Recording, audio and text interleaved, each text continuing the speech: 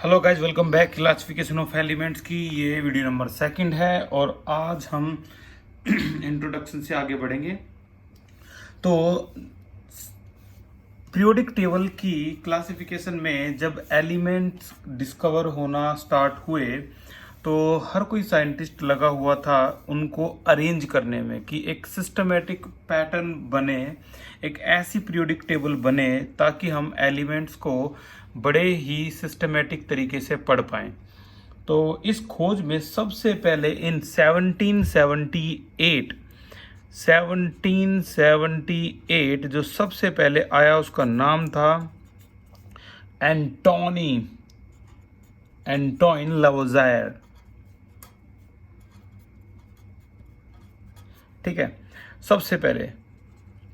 और आपको अगर पता हो तो ठीक है, नहीं तो मैं बता दूं, फादर ऑफ केमिस्ट्री भी इसी को कहा जाता है, एंटोइन लावोजायर को। अब देख लो कितनी बड़ी शख्सियत होगा। तो अगर हम फादर ऑफ फिजिक्स की बात करें तो चलो आइंस्टीन, न्यूटन में से कोई एक हो सकता है। फादर ऑफ बायोलॉजी की बात करें तो एरिस्टोटले है। और फादर ऑफ केमिस्ट्री की बात करें तो एंटोइन लावोजायर, ये है फादर ऑफ केमिस्ट्री। तो इन्होंने सबसे पहले 33 एलिमेंट्स के बारे में एक्सटेंसिव लिस्ट प्रोवाइड कर दी कि टोटल जो एलिमेंट हैं वो हैं 33। उस जमाने तक इतने ही डिस्कवर हुए थे। 33 एलिमेंट्स के बारे में बताया और सिर्फ इतना बताया कि इन एलिमेंट्स को क्लासीफाई बस इस बिहाफ से किया जाता है कि कौन सा मेटल्स है, कौन कौन से मेटल्स हैं और कौन कौन से नॉन मेटल हैं। उस जमाने तक इतना ही सब कुछ डिस्कवर हुआ था। लेकिन स्टोरी आगे बढ़ी। फिर जो नेक्स्ट साइंटिस्ट आया उसका नाम था जैकब बर्जीलियस। ये है आपका नेक्स्ट। इन 1828 नाम है जैकब बर्जीलियस।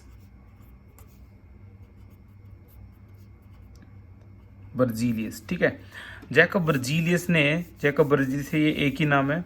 जैकब बर्जीलियस ने बताया सब उसके बाद कि जितने भी ये जो टेबल है उसको का जो अगर हम अरेंज करें तो मेटल नॉन मेटल के बिहाफ से ना होकर ये एटॉमिक वेट के बिहाफ से इसको अरेंज किया जा सकता है। उस जमाने में एटॉमिक नंबर का कोई मतलब नहीं था।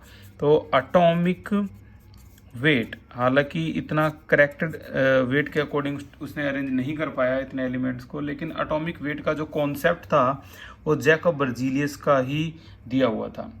उसके बाद स्टोरी और आगे बढ़ी। इन 1829, बहुत ही जल्द 1829 में पहला ऐसा साइंटिस्ट आया जिसको हम आपकी जो एनसीईआरटी में उसको ही पढ़ेंगे। उसका नाम था जॉन डोबेराइनर।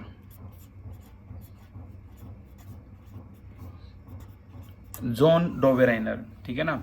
तो जॉन डोबेराइनर ने ही शुरुआत की थी उसके बाद कि ग्रुप कर दिया एलिमेंट को बेस्ड ऑन सिमिलर प्रॉपर्टी और पैटर्न के हिसाब से। यानी सबसे पहले जो राय में देने में आया वो था डोबेराइनर। उसने ऐसा एक ट्राइड बनाया जिसके हिसाब से एलिमेंट्स को अरेंज किया जा सकता था in similar properties and pattern, जो आज तक भी चलता है कि आप सिमिलर प्रॉपर्टी, आप ग्रुप को देखोगे तो टोटल 18 ग्रुप होते हैं और हर ग्रुप में जो प्रॉपर्टीज होती हैं वो क्या होती हैं, सिमिलर प्रॉपर्टीज होती हैं। तो ये जो कॉन्सेप्ट दिया था वो डोबेराइनर का दिया था और इसका जो लॉ है वो डोबेराइनर ट्राइड के नाम से पॉपुलर है।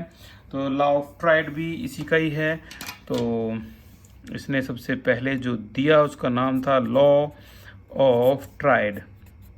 क्या होता है लॉ ऑफ ट्राइड, कईयों को पहले से ही पता हो तो अच्छी जो डोबेराइनर की जो बातें हैं उसमें सबसे पहली बात जो डोबेराइनर ने बताई थी उसको कहा गया law of tried. Law of tried के नाम से जाना गया। और उसने क्या बताया कि जो 3 एलिमेंट जो सिमिलर प्रॉपर्टी शो करते हैं, जैसे आज की डेट में भी लिथियम, सोडियम और पोटेशियम को आपने देखा होगा एक ही ग्रुप में, फर्स्ट ग्रुप में, इसको अब हम एल्कलाई मेटल कहने लग गए। उस जमाने में 1829 में डोबेराइनर ने ये तक बता दिया कि 723 और ये क्या है 39, इनका बीच वाले का जो एटॉमिक वेट है वो पहले और तीसरे के एवरेज एटॉमिक वेट के इक्वल है। यानी रफली अगर हम देखें तो 7 प्लस में 39 डिवाइडेड बाई 2 तो हमें पता लगा 23। तो ये जो 23 है वो इसको मैच कर रहा था बीच वाले को। तो ऐसे ऐसे इसने कई सारी ट्राइड बताई और यही पाया गया। देखो ये जो ट्राइड थी ये डोबेराइनर की दी हुई है। यहाँ कैल्शियम, स्ट्रोंशियम, बेरियम, इसका भी जो एवरेज है वो रफली बीच वाले के इक्वल है 88.5। ठीक है, इधर एक ट्राइड और दी इसने, 3 ट्राइड दे दी, इसका भी जो रफली जो एवरेज एटॉमिक मास है वो नियरली इसके ब्रोमीन के इक्वल है। तो इस तरीके से दी। लेकिन जब दूसरे एलिमेंट, क्योंकि उस जमाने तक तो भाई 33 एलिमेंट डिस्कवर हो चुके थे और मेरे ख्याल में इसके टाइम में तो और भी ज़्यादा डिस्कवर हो चुके हैं। अगर हम इसको देखें तो डोबेराइनर के टाइम में अगर मैं देखूं तो ये देखो इन 1865 तक जाते जाते 63 एलिमेंट डिस्कवर हुए थे, लेकिन 1800 के आसपास 31 एलिमेंट डिस्कवर हो पाए थे। तो हम ये मान के चलेंगे कि रफली उस जमाने में, डोबेराइनर के ज़माने में 40 एलिमेंट रहे होंगे ऑन एक रफली फिगर है। तो उसमें से कुछ तो ऐसे एवरेज एटॉमिक मास शो कर रहे थे इस तरीके से करने पर, लेकिन सभी नहीं कर रहे थे। तो ये इसकी एक लिमिटेशन में बात गई कि ऐसा हर एलिमेंट ऐसा नहीं करता, कुछ एलिमेंट ऐसा करते हैं, ये बात सच है। ठीक है, तो ये डिसएडवांटेज में काउंट हुआ। फिर ये स्टोरी और आगे बढ़ी और फिर एक और लॉ आया जो पॉपुलर हो गया न्यूलैंड्स लॉ ऑफ ऑक्टेव के नाम से। ठीक है, तो न्यूलैंड्स लॉ ऑफ ऑक्टेन, ये आपके जो नोट्स हैं इस पे लगातार नज़र रहनी चाहिए आपकी, ताकि हम कॉन्सेप्ट को अच्छी तरह से क्लियर करते रहें। तो डोबेराइनर ट्राइड में दिखा रखा है उन्होंने इस तरीके से। एक ही एग्जांपल है, in 1829 Dobereiner propose that the element in a triad has a similar property and atomic weight. और उसने ये भी बताया, he suggested that when elements are arrange according to increasing mass के हिसाब से अरेंज कर दिया जाए तो मास ऑफ मिडल, जो बीच वाले एलिमेंट का मास है, जैसे कि हम देख पा रहे हैं सोडियम का मास है, वो क्या होगा, is similar to average mass of other 2 element. ठीक है ना। तो इस तरीके से ये डोबेराइनर की जो ट्राइड थी ये आगे आई। और अगर हम इसकी लिमिटेशन की बात करें तो लिमिटेशन ये मिली कि ये ट्राइड लिमिटेड थी, कुछ ही एलिमेंट्स के लिए, सभी पे अप्लाई नहीं हो पाई। और नेक्स्ट नंबर पे जो साइंटिस्ट आया उसका नाम था न्यूलैंड। न्यूलैंड ने अपना जो थ्योरी थी, न्यूलैंड के टाइम तक तो भाई 63 एलिमेंट डिस्कवर हो चुके थे। तो 1864 में एक और साइंटिस्ट आया जिसका नाम था Newland. Newlands law of octave उस जमाने में बहुत ज़्यादा पॉपुलर हो गया था और सभी ये मानने लगे थे कि ये कमाल की डिस्कवरी है। इसका जो लॉ था वो था न्यूलैंड्स लॉ ऑफ ऑक्टेव। ठीक है ना, न्यूलैंड्स लॉ ऑफ ऑक्टेव। जैसे जो म्यूजिक होता है ना उसमें 7 सुर होते हैं, जैसे सा रे गा मा पा दा नी, बस इतने ही। ठीक है ना, ये 7 सुर हो चुके हैं। अगर मैं इन को लिखूं तो सा रे गा मा पा दा नी, बस ये नी। हम जो नी के बाद सा बोलते हैं वो अगेन वही वाला होता है सा। तो जो रियल होते हैं वो 7 म्यूजिक नोट जो होते हैं वो यही होते हैं, 1 2 3 4 5 6 7, फिर 8 पे वही आता है। ठीक है ना, सा रे गा मा पा दा नी सा। इसी तरीके से अगर आप देखोगे तो इसी तरह अगर मैं इंग्लिश की बात करूँ तो इंग्लिश सिस्टम में इसको हम कहेंगे इस तरीके से, डो रे ली मा सो ला टी। ठीक है ना, इस तरीके से ये इंग्लिश में। तो फिर से जो डो आएगा वो इसको रिप्रेजेंट करेगा। ठीक है, तो ये सा रे गा मा पा दा नी सा, हालांकि सा ये वही है, वैसे ही डो रे ली मा सो ला टी डो, तो ये डो वही है। तो ये सब म्यूजिक नोट मैं इसलिए बता रहा हूँ कि न्यूलैंड लॉ ऑफ ऑक्टेव बिल्कुल इसी पे ही मैच हो रहा था। जिस तरीके से मैंने ये एलिमेंट लिखे हैं मैं उसी तरीके से कुछ एलिमेंट और लिख के दिखाता हूँ आपको। ये देखो, जैसे lithium, beryllium, boron, carbon, nitrogen, oxygen, fluorine, और फिर से यहाँ पर क्या आ गया, potassium, sodium, magnesium, aluminium, silicon, phosphorus, sulphur, chlorine, potassium, calcium. ये देखो, उसने बताया कि जिस तरह से म्यूजिक नोट में अगर हम लिथियम से शुरुआत करें तो यहाँ से देखें तो 1 2 देखो ये 1 2 3 4 5 6 7 8 हर 8th एलिमेंट की प्रॉपर्टी, एवरी 8th एलिमेंट की प्रॉपर्टी बिल्कुल मैच करती है किससे, फर्स्ट वन से। अगर मैं इसको फर्स्ट वन मानूँ तो देखो 8th कौन होगा, 1 2 3 4 5 6 7 8, लो मैच होगी। और वास्तव में इनकी फिजिकल प्रॉपर्टी सेम होती है, लिथियम और सोडियम की। अगर मैं बेरिलियम से शुरुआत करूं तो बेरिलियम से अगर मैं स्टार्टिंग करूं इसकी तो 1 2 3 4 5 6 7 8, फिर से 8 की प्रॉपर्टी इसकी मैच होगी। अगर मैं इससे शुरुआत करूं, बोरोन से शुरुआत करूं तो देखो 1 2, इसको इस तरफ ले आता हूं मैं, 1 2, बोरोन से शुरुआत करें तो 1 2 3 4 5 6 7 8, अगेन बोरोन और एल्यूमिनियम की जो प्रॉपर्टीज है वो सिमिलर है और वो आज की डेट तक भी सिमिलर है। ये बात 1864 की है जो जब बता दी गई थी और आज भी इसी को ही मानते हैं कि हाँ इनकी प्रॉपर्टी सेम है। लेकिन जब एलिमेंट 20 से ऊपर जाते हैं तो ये लॉ फेल हो जाता है, ठीक है। उसके बाद ये प्रॉपर्टी शो नहीं कर रहा था जो एलिमेंट उस समय तक डिस्कवर हुए थे, ठीक है। और जैसे ही नोबल गैस की डिस्कवरी होगी तो वहां पर नोबल गैस को 18th ग्रुप में नहीं रखा गया था, नोबल गैस को वो 0 ग्रुप में रखते थे। एक ग्रुप का नाम रखा था 0 ग्रुप। तो 0 ग्रुप में जैसे ही रखा तो यहाँ पर 8th एलिमेंट की प्रॉपर्टी इक्वल नहीं हुई, फिर वो कौन सी प्रॉपर्टी इक्वल होने लगी, फिर वो 9th एलिमेंट की प्रॉपर्टी इक्वल होने लगी, फर्स्ट एंड 9th की प्रॉपर्टी इक्वल होने लगी। तो ये मान लिया गया कि ये लॉ फेल हो चुका है, ठीक है ना, अब इसका यूज नहीं है। ये 20 से ऊपर जो एलिमेंट जाते हैं उसके लिए लॉ वैलिड नहीं होता। तो फिर से अपने नोट की तरफ देखते हैं। इंग्लिश नोट आपके इसमें दे रखे हैं, डो रे मी फा सोला टी, ठीक है। न्यूलैंड अरेंज, तो न्यूलैंड का जो अगर आएगा एग्जाम में तो क्या आएगा, Newland arrange the element in increasing order of their atomic mass and noted that every 8th element has similar property to the first one, ठीक है ना। बट ये लॉ बहुत जल्दी जो था वो फेल हो गया था क्योंकि ये कैल्शियम से ऊपर ये लॉ वैलिड नहीं था। उसी टाइम लोथरमेयर नाम का एक साइंटिस्ट भी और था और लोथरमेयर ने भी एक इस तरीके से अपना एक पैटर्न बनाया। कई बच्चे इसको अच्छी तरह नहीं समझ पाते तो देख लो अच्छी तरह से भाई, ये आपके उस नोट्स में भी नहीं है। लोथरमेयर का एक ग्राफ था जिसे एटॉमिक वॉल्यूम और एटॉमिक मास या वेट के बीच में बनाया गया था और ये ग्राफ थोड़ा अजीबोगरीब इस तरीके से आया हुआ था। इस तरीके से ये ग्राफ था, ठीक है। पीक करो कुछ वेव की तरह आपको ये लग रहे होंगे, ठीक है ना।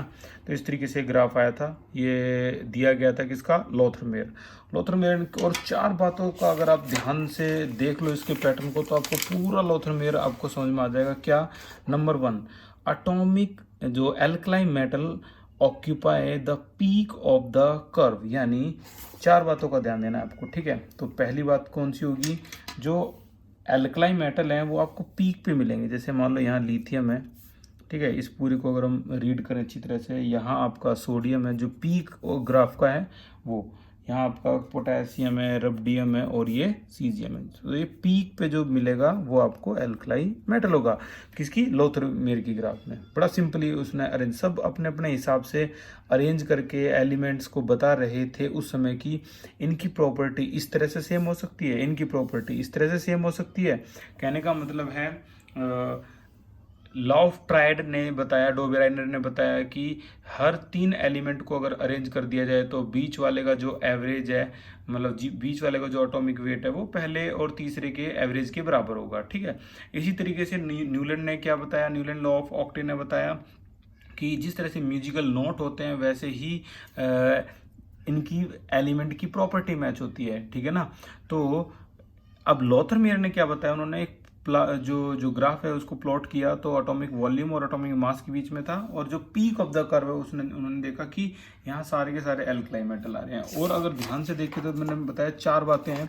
एल्कलाइन अर्थ मेटल जो हैं वो ऑक्यूपाई कर लेंगे कहाँ पे, occupy nearly the mid point in the descending portion of the curve. देखो ये असेंडिंग पोर्शन है, ऊपर की तरफ जा रहा है, और ये डिसेंडिंग पोर्शन है। तो डिसेंडिंग पोर्शन में अगर उन्होंने देखा तो यहाँ पर एल्कलाइन अर्थ मेटल दिखाई दिए, जो कि सेकंड ग्रुप होता है। तो यहाँ कौन सा है, मैग्नीशियम। ये डिसेंडिंग, देखो ये असेंडिंग कर्व, ये डिसेंडिंग कर्व, ये ascending curve, descending, ascending, descending. तो डिसेंडिंग डिसेंडिंग डिसेंडिंग को जब रीड किया गया, देखो ये भी डिसेंडिंग है। तो यहाँ मैग्नीशियम है, यहाँ आपका हो गया कैल्शियम, स्ट्रोंशियम, कैल्शियम, स्ट्रोंशियम, और इस तरीके से बेरियम। और ये सीरियसली ऐसा होता है कि ग्रुप जो सेकंड एलिमेंट है वो इसी तरीके से होता है। दो बातें होगी, पीक हो गया और descending portion of the curve हो गया। अब असेंडिंग पोर्शन और जो बॉटम पोर्शन है ये रहता है। तो तीसरा पोर्शन है कौन सा, ट्रांजिशन मेटल्स जो होते हैं occupy the bottom portion of the curve. तो bottom portion of the curve को देखा गया तो ये ट्रांजिशन मेटल मिले, कौन से, यहाँ पे इस तरीके से ये आपका आयरन है, ये आपका निकल है, ठीक है ना, इस तरीके से ये आपका रोडियम है। तो जो इस ग्राफ का जो बॉटम पोर्शन था वहाँ ट्रांजिशन एलिमेंट पाए गए, यहाँ कोबाल्ट है इस तरीके से, ठीक है। तो ये ट्रांजिशन एलिमेंट पाए गए। ट्रांजिशन एलिमेंट वही होते हैं डी ब्लॉक एलिमेंट के होते हैं, ठीक है, ओके। और अब लास्ट पोर्शन रहेगा कौन सा, असेंडिंग। जो असेंडिंग था वहाँ पाया गया वो हेलोजन पाए गए। Halogen occupy the nearly mid point of the ascending portion of the curve, यानी मिड पॉइंट ये हो गया और ये असेंडिंग है। तो असेंडिंग पे आपके पाए गए कौन से, फ्लोरीन, क्लोरीन, ब्रोमीन, आयोडीन, ये मिड पॉइंट पे पाए गए, ठीक है। तो चार बातें ध्यान देने लायक हैं और आपको पूरा का पूरा ये लॉथर मेयर कर्व समझ में आ जाएगा। ये आपका लॉथर मेयर कर्व था, ठीक है। और चार बातों की बातें हुई थी। एक तो पीक, ये पीक है, ठीक है। और दूसरे की बात करें तो कौन सा, डिसेंडिंग मिड पॉइंट, ये डिसेंडिंग मिड पॉइंट हो गया आपका, ठीक है, डिसेंडिंग मिड पॉइंट। और एक हो गया असेंडिंग, असेंडिंग मिड पॉइंट। तो ये आपका असेंडिंग मिड पॉइंट हो गया, ये ऑक्यूपाई कर रखा था हेलोजन यानी 17 ग्रुप ने, ठीक है। और लास्ट कौन सा हो गया, बॉटम ऑफ द कर्व। तो बॉटम ऑफ द कर्व जो था ये ऑक्यूपाई कर रखा था किन्होंने भाई, ये ऑक्यूपाई कर रखा था ट्रांजिशन मेटल्स ने। तो ये चार बातें थी इसकी, ठीक है। उम्मीद है आपको ये समझ में आया होगा। लॉथर मेयर का जो कर्व है बहुत आसान है और यही चार जो पोर्शन है ये आपको लिखने लायक पोर्शन है। एक ये भी टॉपर की आंसर सीट है, तो आप ये चार बातें इसकी लिख सकते हो, salient feature of Lothar Meyer's curve, ठीक है। तो alkali metal occupy the peak of the curve, B point, C point and D point, ठीक है ना। तो ये जो है ये आपकी द IIT जी जो सीक्रेट जो टॉपर के नोट होते हैं ये वही है बुक, ठीक है। तो इसमें बहुत कुछ है आपका सीखने लायक और देखने लायक। उम्मीद है आपको ये समझ में आया होगा। और आगे चलते हैं टॉपिक पे, ठीक है। कहानी में और आगे चलते हैं। कहानी में जैसे जैसे हम आगे चले तो न्यूलैंड लॉ ऑफ ऑक्टेव भी हो गया आपका, और उसके बाद आया डिमिट्री मेंडलीव। डिमिट्री मेंडलीव तो एक ऐसा साइंटिस्ट था जो फ्यूचर को प्रेडिक्ट कर पाया। हालांकि बहुत कम साइंटिस्ट उसके बराबर का की जो खोज है वो कर पाए, लेकिन जो मेंडलीव था वो कमाल का साइंटिस्ट था। उसने पहले ही ये बता दिया कि भविष्य में कुछ एलिमेंट और डिस्कवर होंगे। सोचो अगर ये जो विजन है वो न्यूलैंड के पास होता तो कभी वो ये नहीं बोलता कि एट्थ एलिमेंट हर 8 एलिमेंट की जो प्रॉपर्टी है वो इस तरीके से सेम हो जाएंगी, ठीक है ना। अगर न्यूलैंड ये दिमाग रखता कि भविष्य में क्या पता एक और एलिमेंट डिस्कवर हो गया, इसके बीच में कार्बन और नाइट्रोजन के बीच में एक और एलिमेंट डिस्कवर हो गया तो क्या होगा, ठीक है ना। तो इसका ये लॉ है वो फेल हो जाएगा। लेकिन ये जो इमेज थी वो विजनरी थी, वो किसकी थी, वो आपकी न्यूलैंड के पास थी। न्यूलैंड कह रहा हूँ मैं, मेंडलीव के पास थी। तो अगला हमारा सबसे रेस्पेक्टेड साइंटिस्ट है डिमिट्री मेंडलीव इन 1869। इन 1869 डिमिट्री मेंडलीव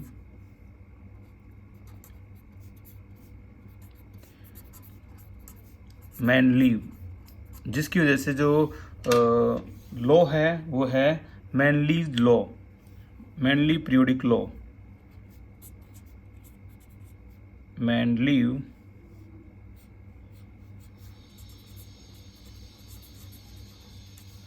पीरियोडिक लॉ,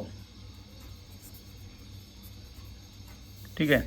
और मैंडली पीरियोडिक लॉ ने क्या बताया, इसने पहली बार ऐसा किया जो एटॉमिक मास के बारे में जैकब बर्जीलिस ने बता दिया था, इसने उसी कॉन्सेप्ट को इस्तेमाल किया और एक्यूरेट मेजरमेंट दिखाई किसकी, एटॉमिक मास की, और एलिमेंट को अरेंज करना शुरू कर दिया।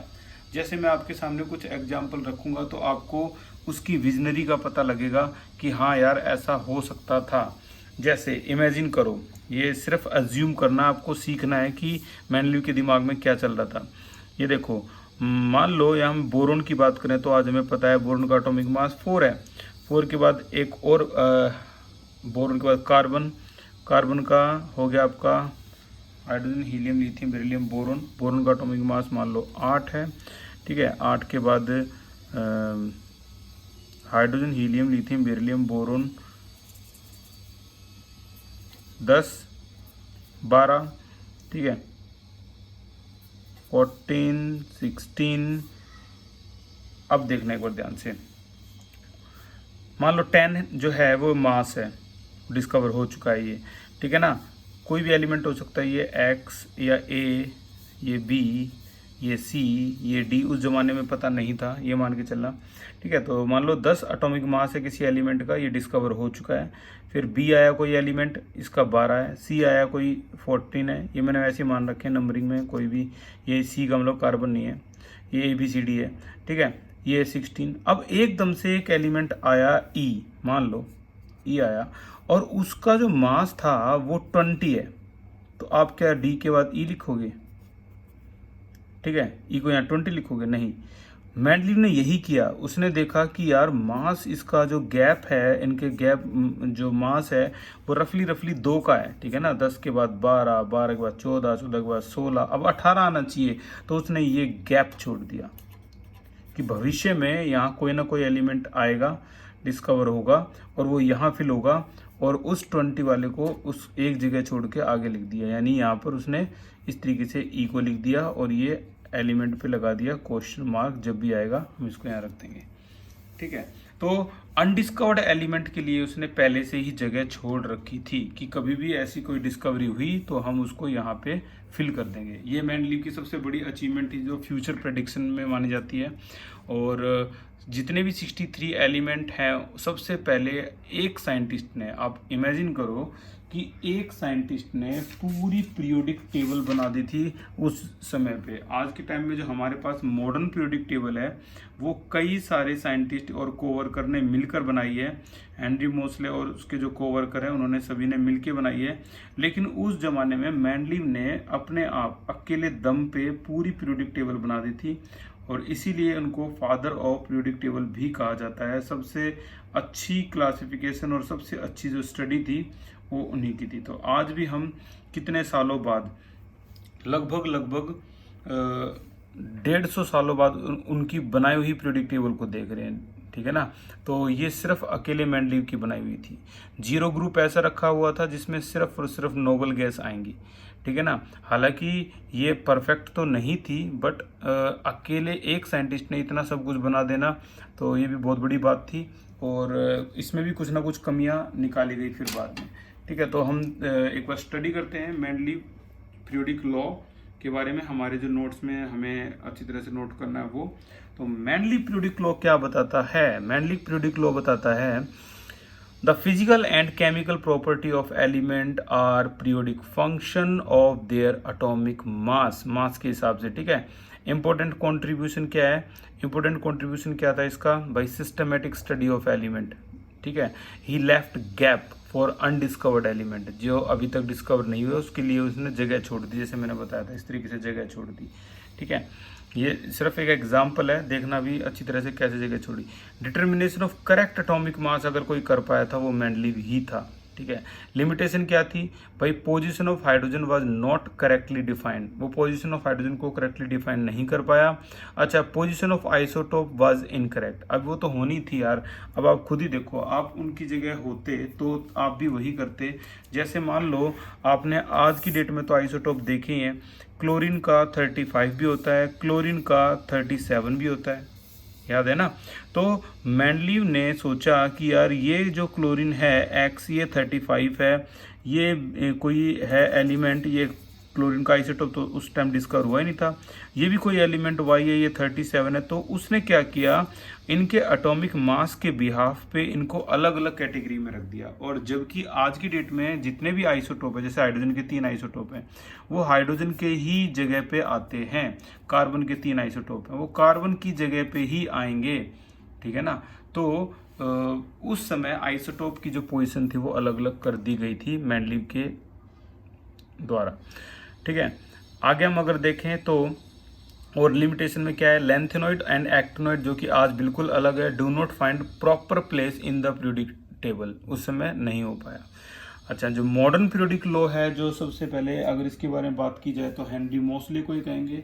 तो हेनरी मोसले ने बताया इसके बारे में 19th जो सेंचुरी की शुरुआत में ही थी। हेनरी मोसले लास्ट साइंटिस्ट आया, और हेनरी ने जो बताया वो ये था, जो इसकी डेफिनेशन है, 2 ही डेफिनेशन बहुत खास होती हैं। हेनरी सबसे लेटेस्ट है ये।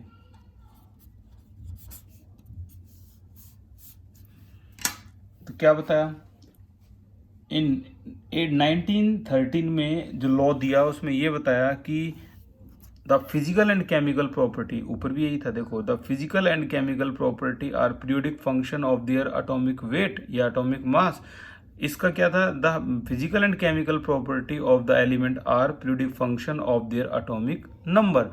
क्योंकि अब तक स्पेक्ट्रम की डिस्कवरी हो चुकी थी, और स्पेक्ट्रम से सभी एलिमेंट को बड़े सिंपल तरीके से पता लगाया जा सकता। तो एक्सरे, स्पेक्ट्रा की ऐसी जो नई नई टेक्नोलॉजी आ गई, तो उनसे जो एटॉमिक नंबर थे वो बहुत अच्छी तरीके से सिस्टमेटिक पैटर्न में अरेंज होते चले गए, जो आज की डेट में हमारे पास हैं, ठीक है। तो इसकी जो लॉ है, उसके लॉ में आपका periodic function of their atomic number, periodic function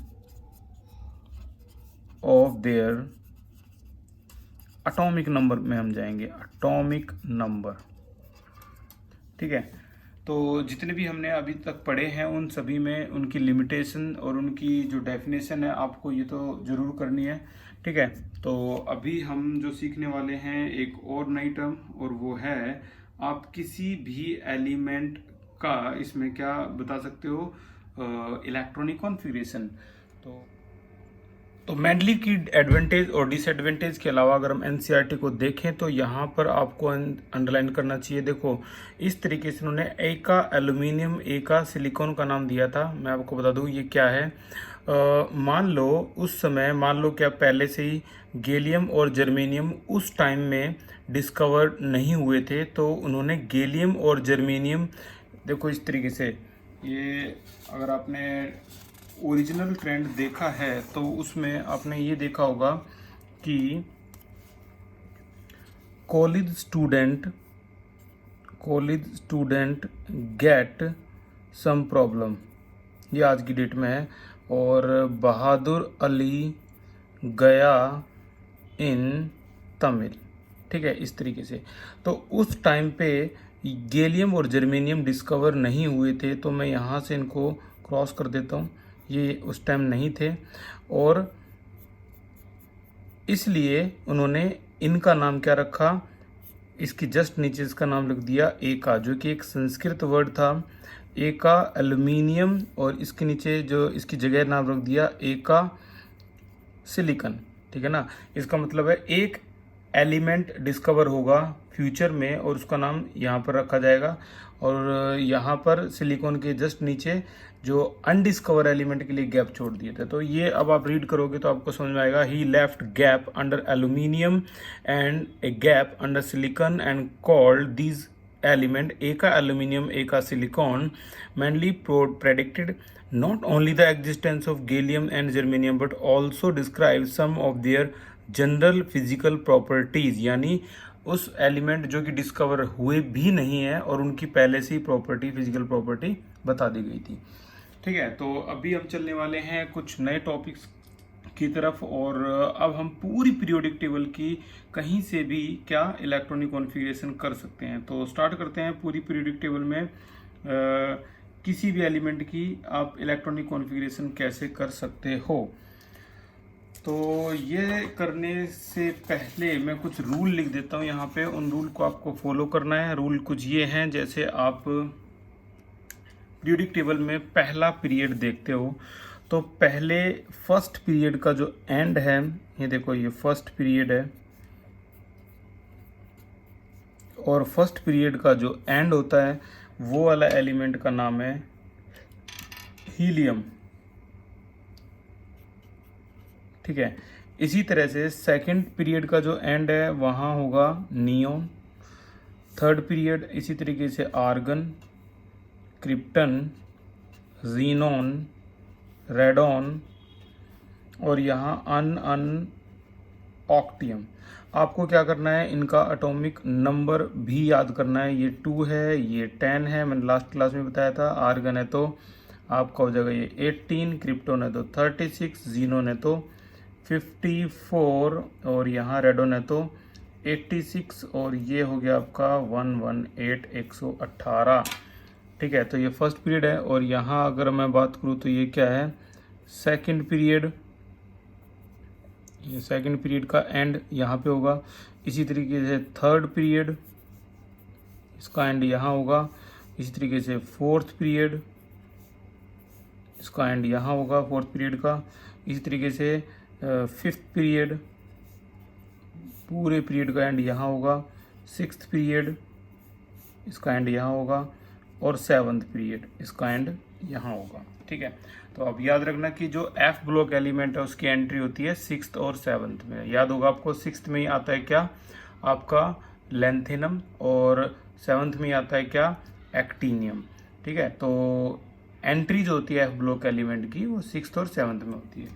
ठीक है। वैसे तो प्रैक्टिस करते करते ये सारा जो सिस्टम है याद हो जाएगा। टोटल पीरियड कितने होते हैं, 7। हर पीरियड का जो एंड है, या सारी नोबल गैस लिख दी मैंने। ठीक है। 2 से 118 तक। ओके। अब जो रूल है वो रूल एक ही है, इसी रूल को फॉलो करते रहो और आपके आंसर सारे आते रहेंगे। क्या है रूल, आपको ये ध्यान में रखना है कि n-2f, n-1d, ns और np। ठीक है। ये एक ऐसा रूल है जिससे आप किसी भी पीरियोडिक टेबल की कॉन्फ़िगरेशन कर सकते हैं। अगर आपको ये पता है और ये पता है, किसी भी एलिमेंट की आप कॉन्फ़िगरेशन कर सकते हैं। एक्सेप्शनल चीज़ तो अलग है, लेकिन बाकी नॉर्मल किसी की भी। ठीक है। तो ये रूल है। n-1 को मैं यहाँ लिख देता हूँ। इसको हम बोलते हैं पेनल्टीमेट, और इसको बोलते हैं n-1 को, n-2 को एंटी पेनल्टीमेट, तो याद रखना इसको, पेनल्टीमेट और एंटी पेनल्टीमेट, n-1, n-2 को। ओके। तो अभी हम प्रैक्टिस करने वाले हैं। हमें बस इतना पता करना है कि कौन से मैं एलिमेंट को बोलूँगा और आपको बताना है ये कौन से पीरियड में आएगा। देखते हैं स्टार्टिंग। जैसे मान लो मैंने एक केस दिया, पहला केस है जिसे हम सॉल्व करने वाले हैं, और ये है हमारा केस कि बताओ 37। मुझे तो ये भी नहीं पता 37 का नाम क्या एलिमेंट का, लेकिन मैं इसकी कॉन्फ़िगरेशन कर सकता हूँ बड़े आराम से। कैसे, रूल देखो। 37 है तो 37 तो आपको ये बताओ ये कौन से पीरियड में आएगा, बताओ। 37 है तो देखो फोर्थ पीरियड का एंड कहाँ हुआ, 36, 18th ग्रुप। अब 37 ढूंढना है तो हमें पता लग गया ये फिफ्थ पीरियड में। लिख दो भाई, n की वैल्यू पता लग चुकी है, 5 है। जैसी n की वैल्यू पता लगे तो आपको पीरियड पता लग गया है, सारे n की वैल्यू यहाँ लिख दो। और 37 से जस्ट पहले बताओ कौन सा आया था, कौन सी नोबल गैस आई थी 37 से जस्ट पहले नोबल गैस, क्रिप्टन। लिख दो भाई क्रिप्टन, ये आ गया आपका क्रिप्टन। ठीक है। और उसके बाद आपको क्या करना है, ये रूल लगा देना है। ठीक है। तो देखो लगा के अभी मैं इसको थोड़ा सा रफ में कर रहा हूँ, फिर हम इसको फेयर में करेंगे। ये थोड़ा सा रफ पोर्शन है। ठीक है। रफ पोर्शन को मैं थोड़ा सा डिवाइड कर देता हूँ ताकि आपको पता लगे ये रफ है और ये फेयर है। तो ये देखो, ये इसका रफ पोर्शन है, इसका ये वाला हाफ ये फेयर है। तो देखो रफ में हम क्या करने वाले हैं, क्रिप्टन, और यहाँ पर एक एक करके वैल्यू लिखेंगे n-2f। तो n-2 की n की वैल्यू तो पता है 5 है, रखो भाई।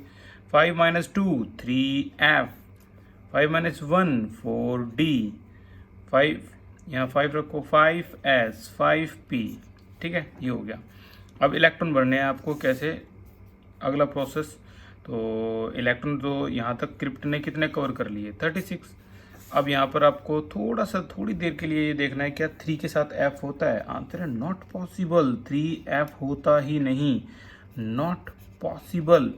अगर आपको ये जानने में दिक्कत हो रही है यार होता है नहीं होता, तो बड़ा सिंपल है। 3 है, देखो 1 है तो सिर्फ s होगा, 2 है तो s और p होगा, 3 है तो s p d होगा, और 4 है तो s p d f होगा।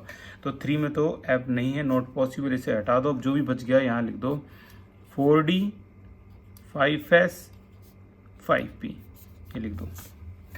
ठीक है, अब इसको अगर हम इलेक्ट्रॉन को फिल करें तो हम कौन सा रूल लगाने वाले हैं यहाँ पे, n+l रूल, n+l रूल लगाने वाले हैं कि जिसकी भी n+l की वैल्यू कम है उसको पहले फिल कर दो। ठीक है, अब आप सोचोगे यार ये तो हर बार n+l लगाना पड़ेगा हर बार, ये तो इसकी तो टेंशन आप लो मत, क्योंकि हर चीज़ का इसमें इलाज है। तो n+l रूल यहाँ पर अगर आप लगाओगे तो देखो क्या मिलेगा आपको, 5 + 0 यानी 5, 4 + 2 यानी 6, 5 + 1 यानी 6, तो सबसे कम तो 5s ही है। यहाँ 36 इलेक्ट्रॉन कवर हो गए, जैसे कि हम देख पा रहे हैं 36 इलेक्ट्रॉन देखो ये रहा कवर हो गए।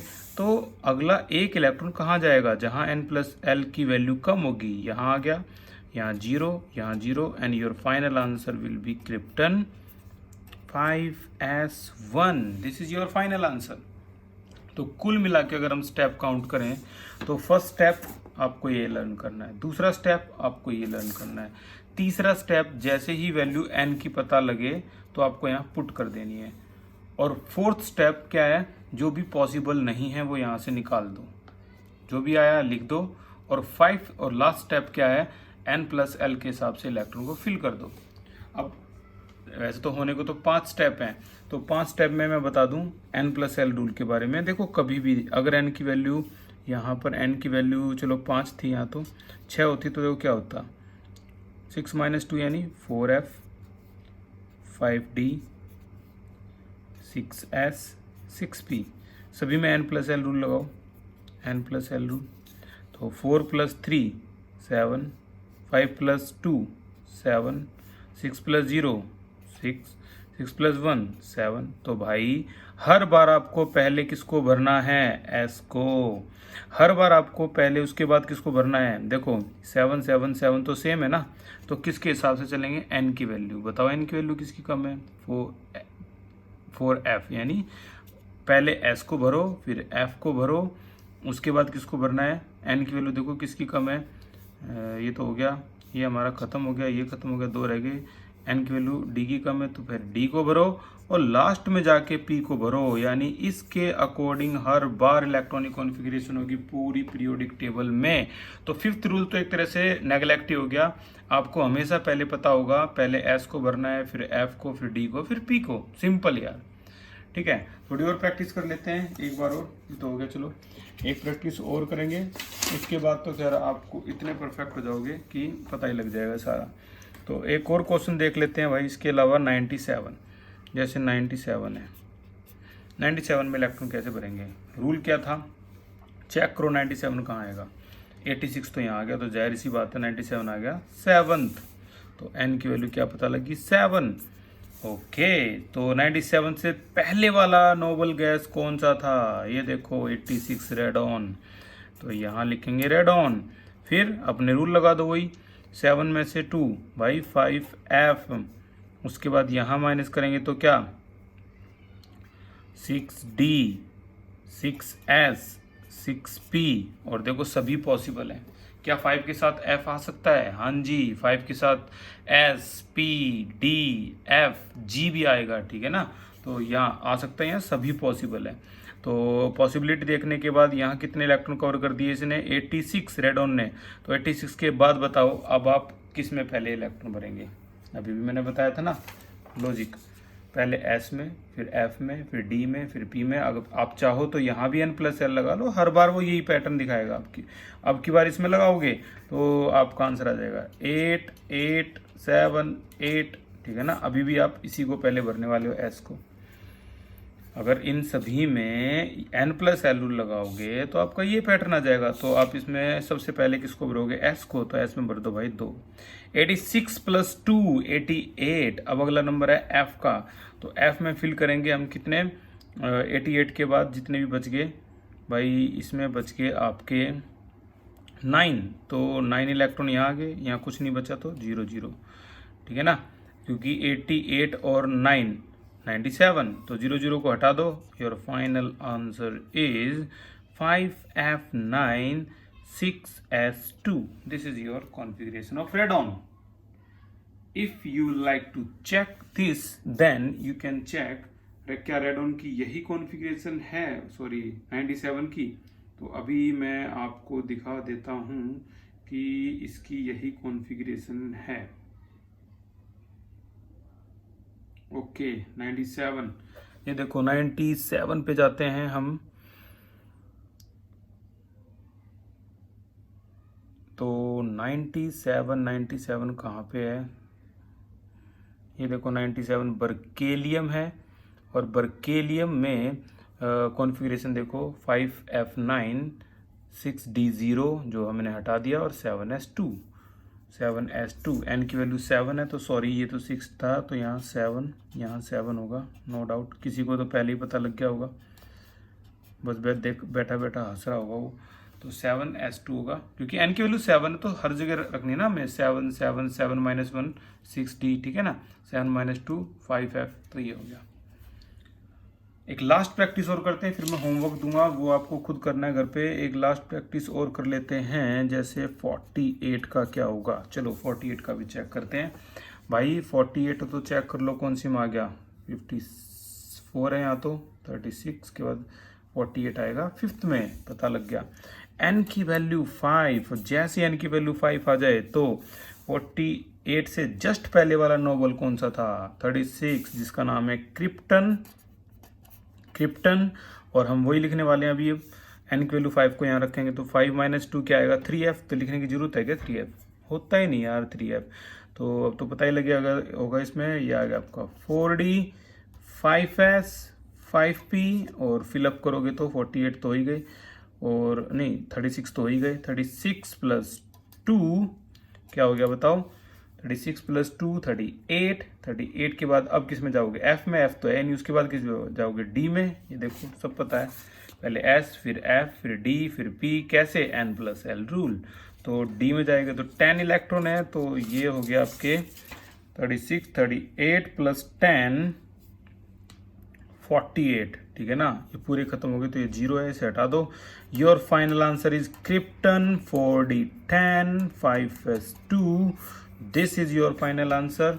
तो हम चेक कर लेते हैं क्या 48 यही है, तो 48 अभी चेक कर लेते हैं। तो इस तरीके से आपको अब इतना तो आइडिया लग गया होगा अच्छी तरह से हम कैसे कैसे इलेक्ट्रॉनिक कॉन्फ़िगरेशन कर सकते हैं, वो भी हर किसी की। तो कैडमियम है, यस ये यही है 4D10 5S2, 4D10 5S2, इस तरीके से हम बता सकते हैं। तो ये आपका कैडमियम था, ठीक है, 4D10 5S2। तो हम पूरी प्रेडिक्ट टेबल में कहीं की भी कॉन्फ़िगरेशन कर सकते हैं, उन एलिमेंट की भी कर सकते हैं जो अभी तक डिस्कवर नहीं हुए हैं। जैसे 120 अभी तक डिस्कवर नहीं हुआ है, तो आप चाहो तो 120 की भी कर लो। बताओ 120 कहाँ आएगा, 118 तो यहीं तक ख़त्म हो गई।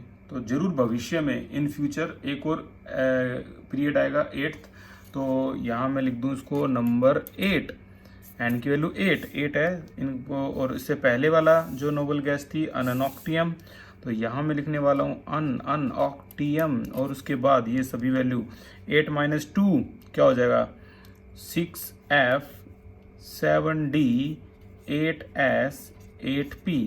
तो इसने 118 तो कवर कर दिए, 2 रह गए, 2 S में जाएंगे, तो 2 यहाँ लिख दो, बाकी 0 0 0 और जो 0 हटा दो, अनऑक्टियम, और ये आ गया 8S2। This is your configuration of 120, ठीक है।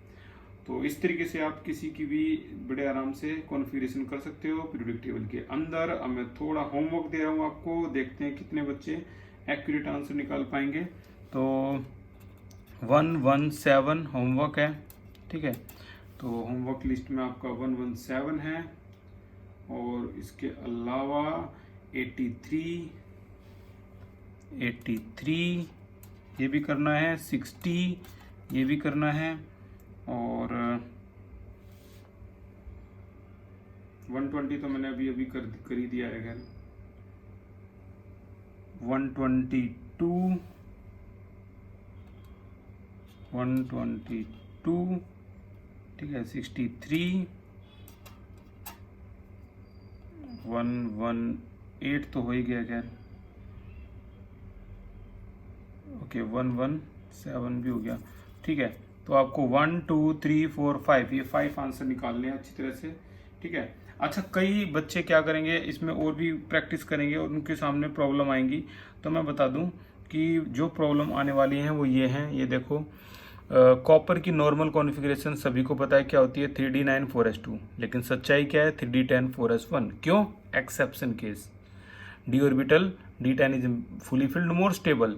इसी तरह से क्रोमियम का केस है, इसी तरह से पैलेडियम भी एक्सेप्शनली 4d10 बनाता है, इसी तरह सिल्वर भी 4d10 5s1 बनाता है। तो कुल मिला के जरूरी नहीं है कि कॉपर और क्रोमियम आपने 2 पढ़े हैं तो यही एक्सेप्शन है। इसमें ये मान के चलना, पूरी पीरियोडिक टेबल में 100% में से आपको 30% एलिमेंट एक्सेप्शन दिखाई देंगे, 70% ही की कॉन्फ़िगरेशन आप कर पाओगे, और वही 70% नीट, जीमेन या फिर सीबीएसई एग्जाम में पूछे जाते हैं। तो उम्मीद है आपको ये कॉन्फ़िगरेशन समझ में आई होगी और बहुत आसान भी लगी होगी। नेक्स्ट क्लास में मिलते हैं अगले सेटअप के साथ। Thank you so much for this class, take care.